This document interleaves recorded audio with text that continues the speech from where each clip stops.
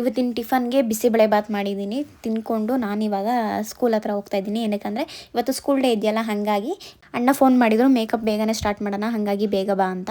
ಹಾಗಾಗಿ ನಿನ್ನೆ ತೊಗೊಂಡಿದ್ನಲ್ಲ ಬಾಕ್ಸ್ನು, ಅದನ್ನ ತೊಗೊಂಡು ಮೇಕಪ್ ಐಟಮ್ಸ್ನೆಲ್ಲ ಅರೇಂಜ್ ಮಾಡ್ಕೊತಿದ್ದೀನಿ, ಯಾವುದು ಎಲ್ಲೆಲ್ಲಿ ಅಂತ.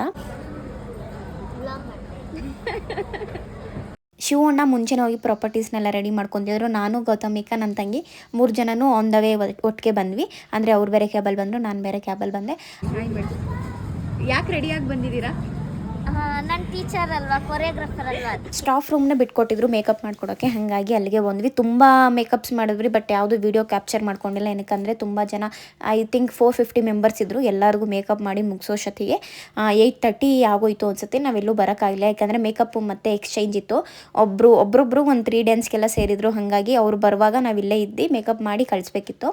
ಲಾಸ್ಟಲ್ಲಿ ಈ ಡ್ಯಾನ್ಸ್ ನೋಡೋಕ್ಕೋಸ್ಕರ ಬೇಗ ಕೆಲಸ ಎಲ್ಲ ಮುಗಿಸ್ಕೊಂಡ್ಬಂದ್ವಿ, ಕೂತಿದ್ವಿ. ಎಲ್ಲ ಡ್ಯಾನ್ಸು ಸಕ್ಕದಾಗಿ ಬಂದಿತ್ತು.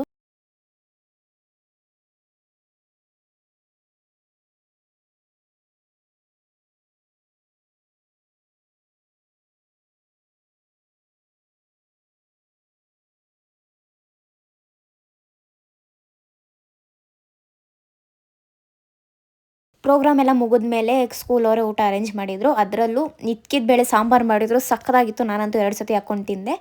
ಊಟ ಮಾಡ್ಕೊಂಡು ಮನೆಗೆ ಬಂದ್ವಿ. ಮನೆಗೆ ಬರೋ ಅಷ್ಟೊತ್ತಿಗೆ 1 ಗಂಟೆ ಆಗಿತ್ತು. ಇವತ್ತಿನ ವೀಡಿಯೋ ಇಷ್ಟೇ. ಎಲ್ರಿಗೂ ಓಕೆ, ಬಾಯ್.